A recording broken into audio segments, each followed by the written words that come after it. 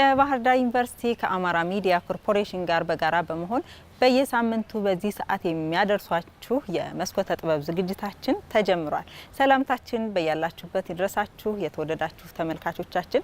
እንግዲህ ባለፈው ሳምንት በዚህ ሰዓት ተገናኝተን ነበረ። እንግዲህ በመስኮተ ጥበብ ዝግጅታችን የተለያዩ የባህር ዳር ዩኒቨርሲቲን የተመለከቱ ጉዳዮችን ወደ እናንተ እናደርስበታለን። እናንተም ደግሞ ምርጫችሁን የአማራ ሚዲያ ኮርፖሬሽን አድርጋችሁ እየተከታተላችሁን ስላላችሁ ሁሌም ስለምትከታተሉን እጅግ አድርገን እናመሰግናለን። በቅድሚያ ግን በሳምንቱ ውስጥ በባህር ዳር ዩኒቨርሲቲ ምን አይነት ሁነቶች ተከናውነው አልፈው ነበር የሚለውን በመረጃ ወደ እናንተ እናደርሳለን። መረጃውን አማረ ሊቆ ያቀርበዋል። ከኔ ጋር ተመልሰን እንገናኛለን። መልካም ቆይታ።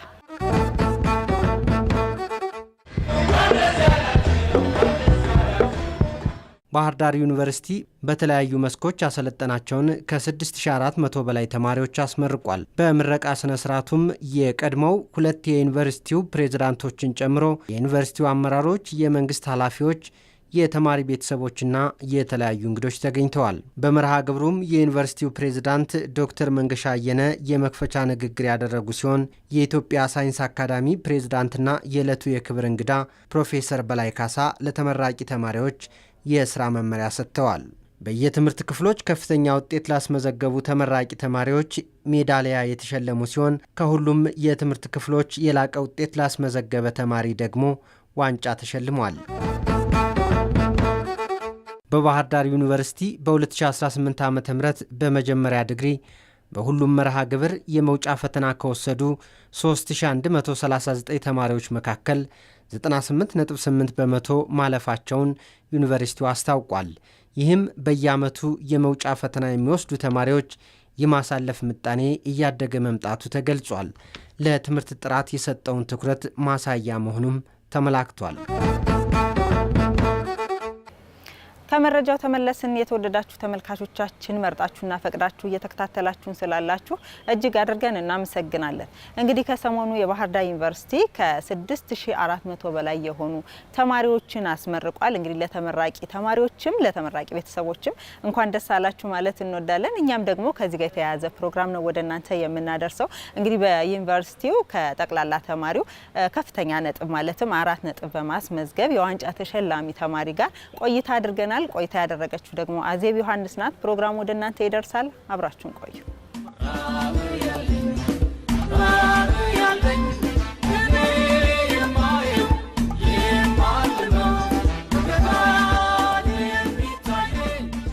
ውድ የዛሬዋ ዕለት ተመራቂዎች እህቶቼና ወንድሞቼ፣ ዛሬ የ16 ዓመት ጉዟችን በድል ሲጠናቀቅ ለሚቀጥለው ዓለም ዝግጁ ተማሪዎች ሆነን እንጂ ብዙ አዋቂዎች ብቁ አዋቂዎች ሆነን እንዳልሆነ ሁላችንም ልብ ልንል ይገባል።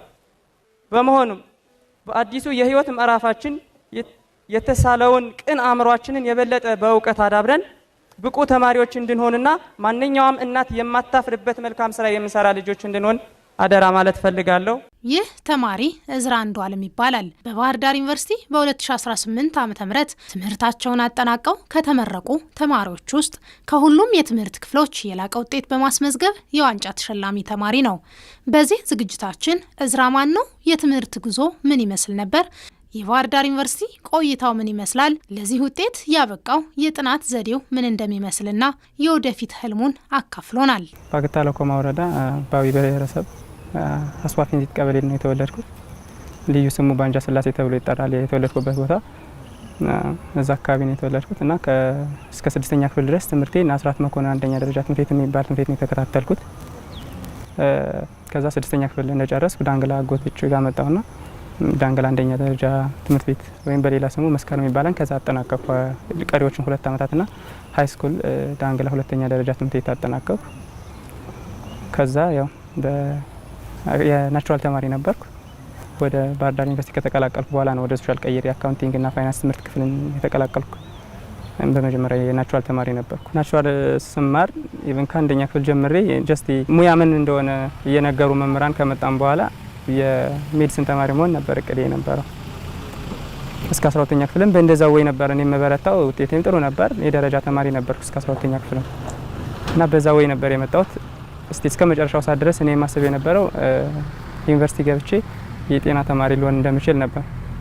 ግን ያው 12ኛ ክፍል አካባቢ አንዳንድ የግል ምክንያቶች ናቸው በዛ ሁኔታ ቀየርኩ። ማለት ወደዛ እንድገባ የማይፈቅዱ አይነት ከተለያየ ምክንያት ነው። በግል ምክንያት ነው የቀየሩ። እንደተወለድኩ አባትና እናቴ ተፋተው መሰለኝ ከአያቴ ጋር ነው ያደግኩት። አያቴ ሌላ ልጅ አልነበራትም። አይሚን በወቅቱ እዛ ስራ የሚሰራ ልጅ አልነበረም እና የተወሰነ ጫና ካላቸው ከሚባሉ ልጆች ውስጥ ነበርኩ። እስከ ኤሌመንታሪ በመማርበት ጊዜ እዛ ገጠር ውስጥ ሆኜ ብዙ ጊዜ እንደውም አያቴን ያማቸው ነበርና ክላስ ሁሉ ማልሄድባቸው ጊዜያት ነበሩ። በእንደዛ ወጣ ወረድ ውስጥ ነው የተማርኩትና አጎት ነበረኝ፣ አንድ አጎት አብሮኝ እዛው የሚኖር ከአያቴ ጋር። አያቴ መጨረሻ ልጇ ነው። እሱ ተምሮ ነበርና እስከ 10ኛ ክፍል ምናምን አካባቢ እሱ ነበር ጋይድ የሚያደርገኝ። እሱ ትንሽ ስለሚያውቀው ትምህርቱን ያስጠናኝ ነበር ማለት ነው። ክላስ ገና ሳልጀምርም ጀምሮ ቁጥርና አንዳንድ ፊደሎችን አስቆጥሮኝ ነው የጀመርኩ ክላስ። በእንደዛ መልኩ ነው ኤሌመንታሪ ጨረስ። ከዛ ዳንግላ ከገባው በኋላና ወደ ከተማም ከመጣው በኋላ በተወሰነ መልኩ ያው ጫናዎች ነበሩብኝ። አጎቴ ጋር በማርበት ሰዓት የተወሰነ ስራ ነበር። በእንደዛ መልኩ ነው ያን ያክል ተመቻችቶላቸው ወይም ደግሞ ሁሉ ነገር ተሟልቶላቸው እንደሚባሉ አይነት ልጆች ውስጥ አልነበርኩም።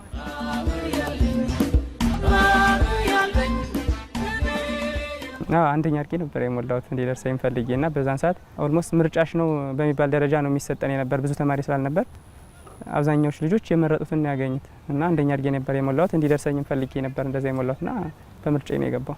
ዩኒቨርሲቲ ሲባል ያው ትልቅ ተቋም ነው። ጀስት የሰው ልጅ ከትልቅነትን ተምሮ የሚወጣበት ተቋም ነው ተብሎ ነው የሚታሰበውና እንደ ባህር ዳር ደግሞ ትልቅ ዩኒቨርሲቲ ነው። ገና ስሙን ስንጠራውና አሉ ከሚባሉ ትልቅ ነገር ጠብቄ ነበር የገባው። ያው እንደገባውም ጥሩ ነገር አግኝቻለሁ። የመማር ማስተማሩን ሁኔታ ስናየው በደንብ የምንፈልገውን ነገር የሚሰጡ መምህራን አሉበት። በእንደዛ ልክ ያስተማሩን ፋሲሊቲውም ላይብረሪ በቂ የሆኑ ላይብረሪዎች አሉት። በዛ ልክ በደንብ የሚያስፈልገንን ነገር ተሟልቶልን የምንማር አይነት ቦታ ሆኖ ነው ያገኘሁትና ከአካዳሚክ አንጻር ይሄን ነው ያየሁት ነገር። ሌላ ደግሞ ጀስት ዩኒቨርሲቲ ውስጥ እንደነገርኩሽ ብዙ ትልቅ መሆንን ተምረን የምንወጣበት ቦታ ማለት እና ትልልቅ ሰዎች ያጋጥሙናል በህይወታችን ኤክስፔሪንሳቸውን ሼር የሚያደርጉን ከመምህራን ትልልቅ እንደ አባት ሁሉ ኢቨን የምንቆጥራቸው መምህራን ናቸው ያሉና ከነሱ ብዙ ነገር እየተማርን ከተለያየ ቦታ የመጡ ጓደኞችም ጋር ብዙ ህይወት ሼር እየተደራረግን ነው እስካሁን የቆየ ነውና የዩኒቨርሲቲ ህይወቴ በእንደዚህ መልኩ ነው ያለፈው። ግቢ ውስጥ ባህር ዳር ዩኒቨርሲቲ ስመጥር ከሆኑ ተቋማት ውስጥ ነው የትምህርት ተቋማትና ጠብቄ የገባሁትን ብዙ ነገሮች አግኝቻለሁ። እንደውም ከዛ በላይ የሆነባቸው ብዙ ነገሮች አግኝቻለሁ። መሰረተ ልማቶቹ፣ ፋሲሊቲ፣ ለመማር ማስተማሩ በጣም ሴፍ የሚባሉ አይነት ናቸው። በዛው ልክ ብዙ ላይብራሪ አሁን የፈለግነውን ያክል ኢቨን ዲጂታል ላይብራሪ ሁሉ አለውና በደንብ በቂ የሚባል ፋሲሊቲ አለ። ከብዙ አንግል አሪፍ የሚባል ተቋም ነው።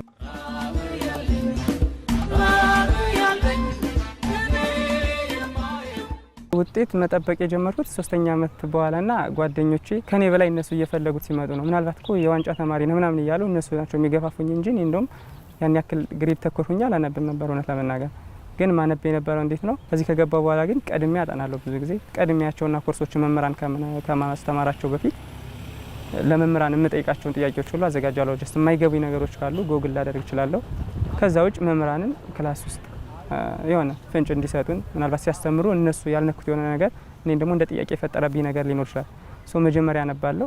እነሱ ሲያስተምሩኝ ከአቅሜ በላይ የሆነ ምክንያት ከሌለ በስተቀር ክላስ አልቀርም።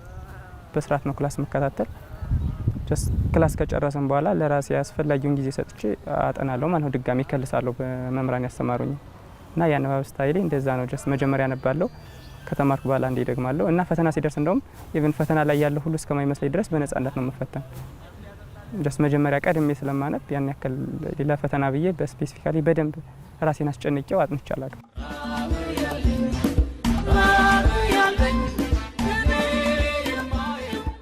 የኔ እቅዴ ቢሆን የሚሳካ ደስ የሚለኝ በትምህርቴ ብቀጥልና ማስተርሴን ተምሬ እንደዚሁ በዚሁ በሙያ የተሻለ ደረጃ ላይ መድረስ ነው። ግን ደግሞ መጀመሪያ ላይ ወደ ስራ መግባት የሚኖርብኝ ይመስለኛል። በአሁኑ ከብዙ አንግል ከፋይናንስ አንጻር የግድ ሰርቫይቭ ለማድረግ ስራ ያስፈልገናልና ከስራ በኋላ ራሴ ላይ መፈልገው ነገ ላይ አሉ ከሚባሉ የሂሳብ ባለሙያዎች ውስጥ እና ጥሩ የፋይናንሻል አናሊስት ሆኜ ራሴን የማየው እንደዛ ነው የማስበው።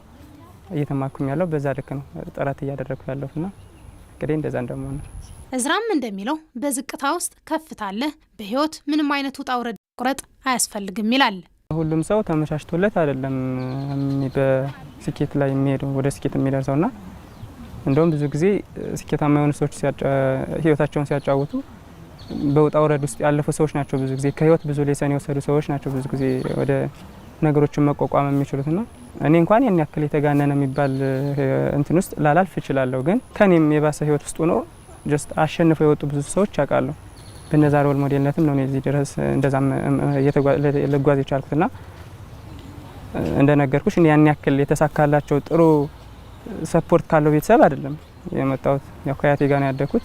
ያላቸውም በአቅማቸው የሚረዱኝ አይነት ቤተሰቦች ነበሩኝ። ግን ደግሞ አንዳንዴ የሚያስፈልግሽን ነገር ከቤተሰብ ሙሉ በሙሉ ማታገኝባቸው ሁኔታዎች ሊመጡ ይችላሉ። ምናልባት የቀን ስራ መስራት ምናምን ሁሉ ሊኖርብን ይችላል አንዳንዴ። ማለት ግን በህይወት ተስፋ መቁረጥ አለብን ማለት አይደለም። አላማችን አንድ ህይወትን አሸንፎ የሆነ ቦታ ላይ መድረስ እስከሆነ ድረስ ምናልባት ነገ ላይ ነገሮችን አሳክተን ማኩራት ያለብን ቤተሰቦች ይኖራሉ። ሁሉም ሰው እንደዛ ነው የሚጠብቀው። ልጁ ተሳክቶለት ማለት ይፈልጋልና እንደዛ ነው ማሰበው። በውጣ ውረድ ውስጥ እያለፉም ቢሆን ነገን በማሰብ ዋጋ መክፈል እንዳለባቸውና የከፈልነው ዋጋ ደግሞ አንድ ቀን እንደሚከፍለን ስለማስብ ነው እንደዛ ማደርገው። እየለፋን እስከሆነ ድረስ የሆነ ነገር ማሳካት አለብን። እቅድ አለን። እቅዳችን ግን ዝም ብሎ ከሰማይ የሚወርድ ነገር የለም። በጣም በለፋን ቁጥር ነው በጣም የሚያስደስት ውጤት የምናገኘውና በዛ ልክ ብንለፋ ባይነኝ። እውነት ነው፣ ግድ ነው። ከብዙሃኑ ተለይተን በጣም ብዙ ነገሮችን መጋፈጥ ሊኖርብን ይችላል። ጓደኞቼ ሲተኙ እኔ ያልተኛውባቸው ብዙ ጊዜያት አሉ። ከዛ ላይ ደግሞ ያቻ ግፊትም አለ ከጓደኞቹ የሚመጣ ነገር። በጣም በርታ ጀግና የሚሉ በጣም ብዙ ጓደኞች ሊኖሩሽ ይችላሉ። አልፎ አልፎ ደግሞ አረተኛ አረፍ የሚልም ሰው ደግሞ ይኖራል። በዛ ልክ ያን ሁሉም መቋቋም እሱ ብቻ አይደለም፣ ኢንተርናልም ደግሞ የሆነ ድካም ሊኖር ይችላል። ብዙ መጓዝ የሚያደክመን ሰዎች እስከሆነ ድረስና እሱን ሁሉ ተስፋ መቁረጥ የለብንም ባይኔ። ፈጣሪም የሚጨመርበት እኛ እስከለፋን ድረስ ነውና ከኛ የሚጠበቀውን ያቅማችን ሁሉ አድርገን ውጤቱን ከፈጣሪ ብንጠብቅ ባይነኝ። በህይወት ተስፋ መቁረጥ የለባቸውም። እኛን ደስታችን ማየት የሚፈልጉ እናትና አባቶች አሉ። ምናልባት እኛ ልንሆን እንችላለን ነገ መፍትሄ የምናመጣ ሰዎችና እሱን እያሰቡ እንዲበረቱ ነው የምመክረው ነው። ባልተመቻቸ የህይወት ጉዞ የህይወቱን የመጀመሪያ ምዕራፍ በስኬት ያጠናቀቀው ተማሪ እዝራ ምን አይነት ወንድም ተማሪና ጓደኛ ነበር? ቤተሰቦቹ፣ ጓደኛና መምህሩ የሚሉት አላቸው። አጎቱ ነኝ። የታናሽ እህቴ ልጅ ነው። ያው አስተዋይ ልጅ ነው ከልጅነቱ ጀምሮ። ያው በዚህ እችንን ቀንም ያው እንትንላት ነበረ በዚህ ደረጃ ላይ የሚደርሳል ብዬ ተማመን ነበር። ምክንያቱም የትምህርት አቀባበሉ ጥሩ ነው። ገጠር አያቱ ጋር ትንሽ እኔ እናት ጋር ይማር ነበረ። ከዛ በኋላም ያው ዳንግላ ከተማ እኔ መኖር ስጀምር አመጣሁትና በጥሩ ሁኔታ እባክህን ወንድሜ ተማርልኝ፣ ትልቅ ደረጃ እንድትደርስልኝ ነው ምኞቴ። ያለኝን ሁሉ ምችለውን ሁሉ አድርግልሃለሁ፣ ያው አቅሜ የሚፈቅደውን ሁሉ እለዋለሁ። እሱም ያው አቅሜን በማመዛዘን ብዙም ወጣ ያለ ጥያቄም አይጠይቀኝም። ባለ እንደ ቤቱ እንደ አቅሙ ሆኖ ያው ተሸላሚ ነው ከታች ክፍል ጀምሮ። እዝራ ማለት ያው ከጓደኛም በላይ ነው ማለት የዶርም ጓደኛችን ነው። ከዛም አልፎ የክላስ ጓደኛችን ነው እና በጣም ጠንካራና አስተዋይ ልጅ ነው። በውጤቱም ያስመሰከረ ጠንካራ ልጅ ነው። እኔ እስከማውቀው ድረስ እንደ እዝራ አይነት ጓደኛ ያለም አይመስለኝም። ማለት ለሁላችን አርአያ የሆነ ለስምንታችን ተማሪ ከስምንታችንም ተማሪ አልፎ ለክላሱ እንዲሁም ለዲፓርትመንቱ አርአያ የሆነ ተማሪ አስተዋይና ለያዘው ስራ ወደ ኋላ የማይል ሳይፈጽም የማይመለስ አይነት ልጅ ነው። ለዚህም የበቃው በዚሁ ጥንካሬው ነው። ያው በክፍሉ እንደ ማንኛውም ተማሪ ሶሻብል ነው። ሁሉንም ለማገዝ ፈቃደኛ የሆነ አይነት ነው። እኛም በምንጠይቀውም ይረዳናል። ጥያቄ ጠይቀን ወደ ኋላ አይልም፣ ይመልስልናል። በቻለው አቅም ለማስረዳት ይሞክራል፣ ይሳተፋል። በመምህሮችም በተማሪዎችም ዘንድ የተወደደ ልጅ ነው። አያቱ ጋር ወይም ደግሞ ከኛ እናት ጋራ ለተወሰነ ጊዜ እንትን ሲል ያው የሚችለውን ሁሉ እያገለገለ ነበረ፣ አቅሙ የሚፈቅደውን። ገጠር አካባቢ ብዙ ስራዎች አሉ፣ ውቂያ አለ፣ ምን አለ፣ ከብት ናግድ ምናምን ማለት አለ። ወደዛ በፈተና ቀን በቃ ምግቡ ቢቀርበት ይሻላል። እሱ ትምህርት ቅርና ስራ ከሚባል ይልቁን ሁሉ ነገር ነው። አልባሳት ሁሉ አይፈልግም እሱ፣ ደብተርና እስክሪብቶ አይጉደልበት። ከዛም በኋላም ያው ከሰባተኛ ክፍል ጀምሬ ያው ኩረት ሰጥቼ ዳንግላ ላይ መማር ጀመረ። እስከ ከፍተኛ እስከዚህ ወደ ዩኒቨርሲቲ እስከሚመጣ ድረስ ያው በሽልማት ነው። ለሽልማት አይጓጓም። እቺ ብቻ አንድ ቀን ሚናፍቃት ቀን አለች እቺ ቀን እና ሄድና ከቻልክ አጎቴ ሄድና ከቻልክ አንተ አምጣ፣ ያለዛ በሌላ ቀን ወስደዋለሁ ሽልማቱ ይለኛል። መጽሐፍ ምናምን ሲሸለም ምክር ነው ማግዘው። እኔ ሌላ ብዙም አላግዘው፣ በራሱ ነው በቃ ሄደ ማለት ይቻላል። ያው ፈጣሪ ይመስገን ከፈጣሪ እኔ ጋር እሱ እንጂ አልገልጸውም። አው ሴቷ ሕፃናችንን አዝሎ እንደ ሴት ነው እሱ ሳስበው ትንሽ ያው ይረብሸኛል። ቡና ፍልቶ ልብሴን አጥቦ ነው። አው እንግዲህ እግዚአብሔር ነው የከፈለው፣ እኔ አልከፈልኩትም። ልጅም እንደዛ አገልግሎት አይሰጥም። ሁሉ ነገር ሸፍኖ የሴቱንም የወንዱንም ለሰፈሩ ሁሉ አሪያ ነው። ገበያ ሄዶ ዘንቢል ይዞ ገዝቶ እቃዎችን ምናምን አስቤዛዎችን ገዝቶ ሲመጣ ሴት ያለው ነው የሚመስለኝ። ለእናቱ ቀርቷል፣ ለአያቱ ማለት ነው። ያርብ ውሃ ገጠር አካባቢ መርቀዋለች። የእሷ ምርቃት አንዱ ትልቁ እንግዲህ አይምሮ እንዲከፍተው ያደረገው እናታችን ምርቃት ነው፣ ወይም የአያቱ ማለት ነው። አቢ በጣም ደግ ልጅ ነው። እኔ ጋር ሲማር ነበር፣ አስተምሬዋለሁ እና በጣም ጥሩ ልጅ ነው። ትምህርቱም ጎበዝ ነው፣ ታታሪ ነው። በቃ ጥሩ ልጅ ነው። ይሄ ነው ማለት አይቻልም። በቃ አርግጀው እስከ ሞል ድረስ ነው ያራሰኝ። በቃ ያሳደጋት አስሎ ያሳደጋትም እሷን ነው። በቃ እና ጥሩ ቦታ እንዲደርስ በቃ ነው በጣም ጸሎታችን ምመኝ እስከዚህ ሰዓት ድረስ ምመኝለት። ሁለተኛ ልጅን ሁላ አርሶ አብሮ ቁጭ ብሎ ብዙ ነገር ነው የሚያደርግልኝ። ደግ ልጅ ነው።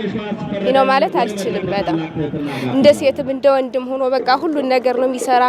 በቃ ትምህርቱን በማይነካው መንገድ በቃ ትልቅ ጭንቅላት ያለው ልጅ ነው። አቢ እኔ ከማስበውና እጅግ በጣም በምንም የምናገረው ቃላት ራሱ የለኝም። እሱን በጣም ይመክረናል፣ እንደሱ እንደሆነ ይከተላል። ብዙ ነገር በቃ ይመክረኛል፣ ያግዘናል። በምችለው አቅም የተከተልኩት ነው። አንባለው በቃ ብዙ ነገር ይመክረኛል። እንደሱ እንደሆነ እንደዚህ ይመክረኛል። ግን እንደዚህ በቃ ጭቀን እስከምድረስ ሁሌም እንጸልይ ነበር።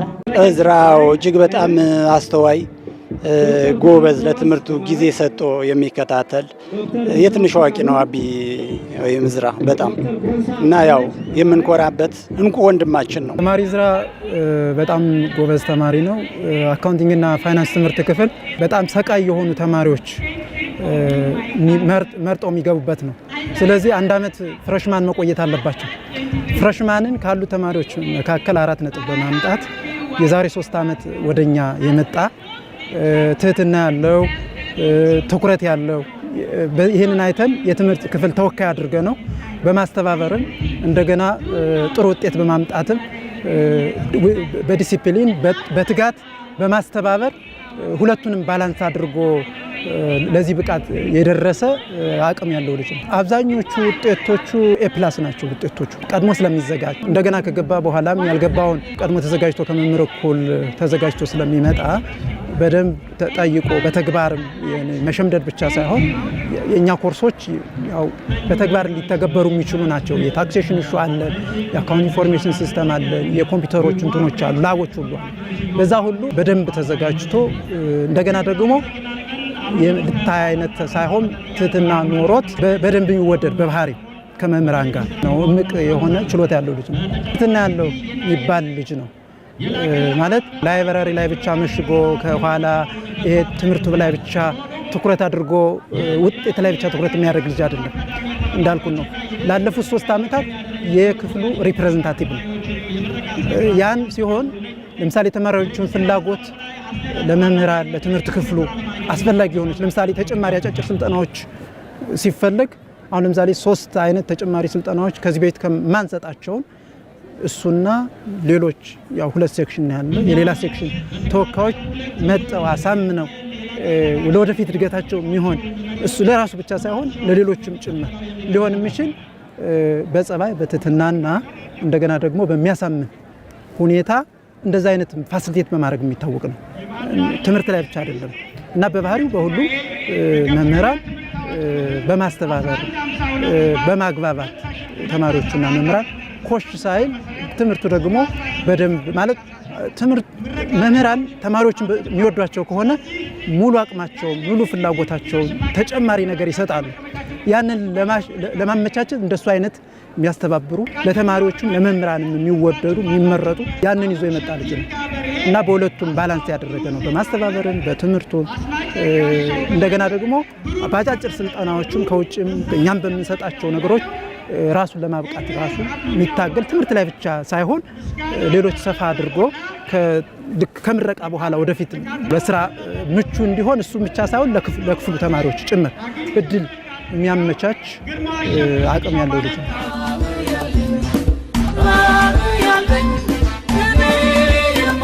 ጎበዝ ነሽ ምናምን እያለ እያነበብኩ እያጠናሁ እማራለሁ። ያው እንደሱ ባልሆንም ሞከራለሁ፣ ሞካሪ ነኝ እና የእሱን ራዕይ እንድከተል እንደሱ ጎበዝ ተማሪ እንዳነብ በቃ ብዙ ሰዓት ከቤት ስራ በማይነካ መልኩ እንዳነብ በጣም ይመክረኛል እና አሁንም በቃ ነገም ከነገ ወዲያ የኔ ራዕይ እንደሱ እንደዚህ መሆን በጣም እመኛለሁ። ከሱ ያው የምንማረው ተስፋ ባለመቁረጥ ያሰብነው እንደምንደርስ አይነት ስሜት ይሰማኛል። ማለት እሱን እያየን እኛም ከማንበብ ወደ ኋላ አንልም። ሁላችንም ያሰብነው ግብ የደረስን ይመስለኛል ሳስበው። ከሱ የምረዳው ነገር በቃ አይሸነፍም፣ ላሰበው ነገር ወደ ኋላ አይልም፣ ያሰበውን ይፈጽማል። እኛም እሱን እያየን ከመጀመሪያው እስከ መጨረሻው ባንድ ስለነበር የሱን አርአያ ተከትለን እዚህ ደርሰናል። እሱም ውጤቱን አስጠብቆ የመጣበት ምክንያት ላሰበው ነገር ወደ ኋላ ስለማይልና አላማውን ስለሚያውቅ ይመስለኛል። ለታናናሾቹ እጅግ በጣም ትልቅ መካሪ ነው፣ አስተማሪ ነው። ከእድሜው ከአቅሙ በላይ ነው የሚመክር እና እንዲያው ቢያንስ በቃ እንዲያው እኔ በሄድኩበት መስመር እንድትመጡ እባካችሁ በርቱ፣ ጠንክሩ እያለ የሚመክር መልካም ልጅ ነው። እዝራ በ4 ዓመት የአካውንቲንግና ፋይናንስ የትምህርት ቆይታው ሙሉ 4 ነጥብ ያለው ሲሆን 43ቱን A+፣ ቀሪውን A በማምጣት ነው የአመቱ የዋንጫ ተሸላሚ ሆነው። በቅርብ ጊዜ ነው እንደዚህ አይነት ተነሳሽነቶች እኔ ጋርም እያደረ የመጡና ያን ያክል ኤክስፔክቴሽን አልነበረኝም። ያው እኔ በደንብ አጠናለሁ፣ ትምህርቴ ላይ ያን ያክል ኬርለስ አይደለሁም። ግን ኤክስፔክት የሚያደርግ የነበረው የተሻለ ደረጃ ላይ ይደርሳለሁ የሚለው ነው እንጂ 4 አመጣለሁ ወይም ደግሞ የዋንጫ ተሸላሚ ሆናለሁ የሚል ስፔሲፊክ ኤክስፔክቴሽን አልነበረኝም። በተለይ ደግሞ የዶርም ጓደኞቼ በጣም ይገፋፉኝ ነበር። ዋንጫ ከኛ ዶርም እንዲወጣ አንፈልግም ምናምን የሚል አይነት ፎርስ ስለሚኖሩ ከነሱ በዛ ወይ ነው ኤክስፔክቴሽን እንደውም እያደረብኝ የመጣው እንጂ እኔ ጋር ያን ያክል የተለየ የምጠብቀው ነገር አልነበረም። ዋንጫ ተሸላሚ እንኳ ያው ምናልባት ያው በብዙ ገዛ ያለ ልጅ ይኖራል። ይሄኛው አሁን እዝራ ብዙ ነገር ገዛ አልተደረገትም፣ ከአቅም የተነሳ እና ምናልባት ይጠጋል ነው እንጂ ለዋንጫ ይደርሳል እኔ አላመንኩም። እስከዚህ ድረስም አላመንኩም ነበር። ግን ደግሞ ቶሎ አይነግርሽም። እዛም አሁን ሁለተኛ ደረጃ ትምህርት ቤትም ሲሸለም ከኤሌመንተሪም ሲሸለም ለሽልማት አይቸኩልም። እሱ የሚቸኩል ወይም ደግሞ እሱ የሚመኛት ይችን ቀን ነው። እውነት ለመናገር ብዙ አልጠበቅንም። ያው እንደው ሜዳሊያ ነሐስ እንደው ይኖራል ብለን አስበን ነበር። ግን እግዚአብሔር ይመስገን ያው የጥረቱ ፍሬ ነው፣ ይገባዋል። አቢ የት ነው ከተባለ በቃ ላይብራሪ ነው። ጋይድ መጽሐፎቹን ይዞ ዶርም ነው በቃ ኤሌመንተሪ እንኳን እየተማረ ማለት ነው። እና እግዚአብሔር ይመስገን ስለ ሁሉም ነገር። ከመጀመሪያው ጀምሮ በተለይ ሁለተኛ አመት ላይ ነው በብዛት የምንተዋወቀው ዲፓርትመንት ከመረጥን በኋላ እና ያለውን ፓወር ስናይ አንደርስታንዲንጉን ፈተና አሰራሩን ስናይ 4 እንደሚሰራ እንጠብቅ ነበረ። ኤክስፔክቴሽናችንም እሱ ነበረ። አቅሙን ስለምናውቀው እስከ መጨረሻው ድረስ እንዲጸናበት እያበረታታን የዋንጫ ተፎካካሪ እንደሚሆን ኤክስፔክት እናደርግ ነበረ። በዚህ በዩኒቨርሲቲው ታሪክ አካውንቲንግ ፋይናንስ ዋንጫ ወስዶ ያውቅ እና ለትምህርት ክፍሉ ትልቅ እድል ነው ይዞ የመጣው። ማለት ከሱ በፊት ብዙ ተማሪዎች ጥሩ ተማሪዎች አሉ፣ ግን ለዋንጫ የደረሱ አልነበሩ። መምህራን የሚያስቀር ናቸው እና ትምህርት ክፍሉን በማስጠራት የመጀመሪያ ስለሆነ ታሪክ መዝግቧል። ማለት ከሱ በፊት አልነበረም። ፕላስ 4 ነጥብ በማምጣት ኮሌጅ ኦፍ ቢዝነስ ኤንድ ኢኮኖሚክስ አካውንቲንግ ኤንድ ፋይናንስ 4 ነጥብ በማስመዝገብ እዝራ አንዱዓለም አለሙ እጅግ እናመሰግናለን። የተወደዳችሁ ተመልካቾቻችን እየተከታተላችሁ የምትገኙት የባህር ዳር ዩኒቨርሲቲ ከአማራ ሚዲያ ኮርፖሬሽን ጋር በጋራ በመሆን የሚያዘጋጁትን ሳምንታዊውን የመስኮተ ጥበብ ዝግጅታችንን ነው። መርጣችሁና ፈቅዳችሁ እየተከታተላችሁን ስላላችሁ አሁንም በድጋሚ እጅግ አድርገን እናመሰግናለን። በቀጣይ ደግሞ የተለያዩ የጥናትና የምርምር ስራዎችን ወደ እናንተ የምናደርስበት ከመደርደሪያው ዝግጅታችን ነው ወደ እናንተ የሚደርሰው። ዛሬም እንግዲህ ከአንድ መምህርና ተመራማሪ ጋር ቆይታ አድርገናል። ከመደርደሪያው ይቀጥላል። ጥሩ ጊዜ ይሁንላችሁ።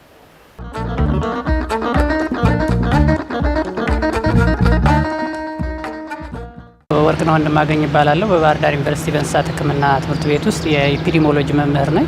ምርምር ስራ ማቀርበው ሄልዝ ኤንድ ኢኮኖሚክ በርደንስ ኦፍ ራቢስ በሚል ወይም ደግሞ የሰው ልጅ ጤና ላይና በኢኮኖሚ ላይ የሚያደርሰው የእብድ ውሻ በሽታ የሚያደርሰውን ኢምፓክት በሰሜን ኢትዮጵያ ላይ የተመረኮዘ ምርምር ስራ ነው። መነሻ ምክንያት ምንድነው? አብዛኛውን ጊዜ በተለይ ይሄ የእብድ ውሻ በሽታ በገጠሩ የህብረተሰባችን ክፍል ላይ ከፍተኛ ጉዳት እያደረሰ ግን ደግሞ ትኩረት የማይሰጠው ሆኖ በማየቴ እስኪ ምንድነው አለው ወይ እውነት እንደሚባለው ነው ወይ በሚል ምርምር ጥያቄዎችን እየተነሳውኝ እነዛን ጥያቄዎች ከጓደኞች ወይም ከቲሙ ጋር በመሆን ይዘን ተነሳንና ወደ አራቱም የጎንደር ዞኖች ላይ ሁለት ወረዳ በመምረጥ ምርምሩን ማካሄድ ጀመርን። እንደተባለውም ኢንሲደንሱ በነበሩት ወረዳዎች ላይ ማግኘት ይችላል።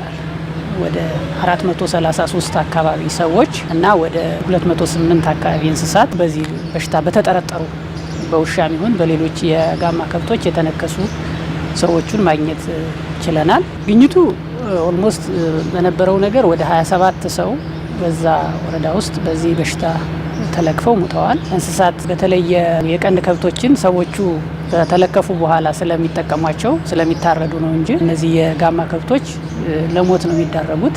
ሌሎቹን ግን ወዲያውኑ እንደዚህ አይነት ጥርጣሬ ካለ ያው በስጋ ምክንያት ብዙ ጊዜ አይተላለፍም ተብሎ ስለሚጠረጠር ይታረዳሉ። ግን ሳልቫጅ ቫሊ ወይም ደግሞ በኢኮኖሚውም ላይ ከፍተኛ ጉዳት እንዳደረሰና በሰዎችም ላይ ከፍተኛ ጉዳት እንዳደረሰ ነው እንትን ያደረገው ኮንክሉድ ያደረግነው ወይም ያጠቃለል ነው ማለት ነው። የበሽታው ስፋት በተለይ በጤና ተቋማት ላይ የሚወስዱት እንደ ሌሎቹ ፕራዮሪቲ የሚሰጣቸው ዲዚዞች አሉ እንደ HIV፣ ቲቪ፣ ሌሎች ላይ ነው እንጂ ትኩረት የሚያደርጉ በተለይ የጤና ኤክስቴንሽን ሰራተኞች እሱ ጋር ብዙም ለሪፖርቱ ራሱ ደካማ ነው። አብዛኛው ጊዜ ምንድነው በሽታውን በጣም እንዲኖርና እንዲቀጥል ያደረገው ሰዎቹ ወደ ጤና ጣቢያ ከሚሄዱ ወደ ጤና ተቋም ከሚሄዱ ይልቅ ወደ ትራዲሽናል ሂለርስ ወይም ደግሞ ወደዚህ ወደ ባህል ሕክምና ይሄዱና ብዙ ሪፖርት አይደርስም። እኛ ይሄን ሪፖርት የሚያገኘ ነው ምንድነው ኦን ስፖት ወይም እዛ ገጠር ላይ በሚደረግ ተከታትለን በተለይም ከባህላዊ ሕክምና ሰዎች ጋራ ምን ያህል ሰው መጣ ከየት ቀበሌ መጣ የሚል ክሮስ ቼክ ጭምር ስለሄድን ነው። ሪፖርቱም ዝቅተኛ ነው ጤና ተቋም ላይ ያለው ፕላስ ደግሞ ፖሊሲ ሜከሮች ላይ ትኩረት ያጣ በሽታ ሆኖ ግን ሰዎችን እየጎዳ ያለ በተለይም ምልክት ካሳየ በኋላ መዳን ስለማይችል ኩሬቲቭ ድራግም ስለሌለው መድኃኒት ስለሌለው ያገዳድሉ በጣም ዲቫስቴቲንግ እና አስቀያሚ ስለሆነ ከፍተኛ ጉዳት እያደረሰ ያለ በሽታ ሆኖ ነው ያገኘነው። ምክረ ሀሳብ ያደረግነው ምንድነው እኛ መድኃኒቱን በአካባቢ በተለይ ክትባቱን ፖስት ክትባት አለው ፖስት ቫክሲኑን ምንድነው የሚያገኙት? ለምሳሌ እኔ አጋጣሚ ከወሰድኋቸው ወረዳዎች ውስጥ መተማ፣ ገንዳ ውሃ፣ ሳንጃና እንትን ነበረ ወደ ደባርቅ አካባቢ ነበር የሚመጡት ወይ ባህር ዳር ነው ወይ ደግሞ ጎንደር ነው። ጎንደር ካላገኙ ባህር ዳር ነው የሚመጡት እና አብዛኛው የገጠር አካባቢ ያሉ ሰዎች የትራንስፖርት ወጪው እንደገና ደግሞ መጥተውም ባለማግኘታቸው እውቀቱም ስለሌላቸው በዚህ ምክንያት ወደ ትራዲሽናል ሂለር ሄደው የመሞት እድላቸው ከፍተኛ ነው እና ምንድነው እኛ ወደ ምክረ ሀሳብ ይሄድ ነው አንድ ሰብሲዲ ቢጨመርበት ለምሳሌ ይሄ አሁን የተጀመረው የጤና እንትን መድን የሚባለው ለሱም ተጨምሮ መድኃኒቱ በዚህ ደረጃ በዞኖች የሚቀርብበት እድል ቢመቻች ይሄ ትልቅ ነው፣ ሰዎቹን ማዳን ይቻላል የሚል ነው ያለን። ሌላው ደግሞ በተቀናጀ ሁኔታ በተለይም ከመጀመሪያው ከውሻ ነው ያው እንትኑ በተለይ ከዚህ ከሬቢስ ከስጋ በል እንስሳቶች ጋር የተያያዘ ስለሆነ ክትባቱ መጀመሪያ ላይ እስከ 70% የሚደርስበትንና እንስሳት ኤጀንሲው ተቋም በዋናነት ይዞ በየአመቱ ክትባቱን ቢያቀርብ ይሄ በሽታ በአጭር ጊዜ ውስጥ ማጥፋት ይቻላል። ምክንያቱም በዓለም ላይ የጠፋ በሽታ ነው ይሄ በሽታ አፍሪካና የተወሰኑ ኤዥያ ሀገሮች ነው እንጂ ሌሎቹ ላይ የለም። ይሄ ደግሞ የድህነት ምልክታችንና ለበሽታው ትኩረት ባለመስጠታችን ነው እንጂ እንደ አሜሪካና እንደ አውሮፓ ሀገሮች ማጥፋት የሚቻል በሽታ ስለሆነ ሌሎች ቦታዎች በክትባት 70% ድረስ ከትበው ያጠፉት በሽታ ነው። ስለዚህ እኛ ሪከመንድ ያደረግነው የመጀመሪያው ነገር ክትባቱን ተከታትሎ መስጠት፣ የሚመለከታቸው አካላቶች ደግሞ ትኩረት ሰጠው በየአመቱ እንደሌላው ፕራዮሪቲ ዲዚዝ በተለይ ጤና እና እንስሳት ኤጀንሲ በጋራ ይህን በሽታ ማጥፋት የሚችሉበት ቀላል ዘዴ ስለሆነ ክትባቱን ተደራሽ ማድረግ በሚል ነው ሪከመንድ ያደረግነው። የተወደዳችሁ ተመልካቾቻችን እንግዲህ የዛሬው የመስኮተ ጥበብ ዝግጅታችን እስካሁን ስትከታተሉት የቆያችሁትን ይመስል ነበረ። በዛሬው ዝግጅታችን እንግዲህ 3 ፕሮግራሞችን ወደ እናንተ ወደ ውድ ተመልካቾቻችን አደረስን። በሳምንቱ ውስጥ በባህር ዳር ዩኒቨርሲቲ ምን አይነት ሁነቶች ተከናውነው አልፈዋል የሚለውን በመረጃ አደረስናችሁ። በቀጣይ ደግሞ ባህር ዳር ዩኒቨርሲቲ እንግዲህ ከሰሞኑን በርካታ ተማሪዎችን አስመርቋል። በዚህ የምረቃ ስነ ስርዓትም ደግሞ የዋንጫ ሽልማት የወሰደው ተማሪ ጋር ደግሞ ቆይታ ያደረግንበትን ፕሮግራምም ወደ እናንተ አደረሰን። በስተመጨረሻም ደግሞ ከመደርደሪያው ዝግጅታችን ወደ እናንተ አደረሰን የዛሬውን ዝግጅታችንን አጠናቀናል። ሳምንት በተለያዩ ፕሮግራሞች በተመሳሳይ ሰዓት የምንጠብቃችሁ ነው የሚሆነው። ፕሮግራሞቹን በማዘጋጀት አዜብ ዮሐንስ፣ በትውውቁ ደግሞ ተስፋነሽ ጥሩነህ አብረናችሁ ነበር። ስለተከታተላችሁን እጅግ አድርገን እናመሰግናለን። የሳምንት ሰው ይበላል።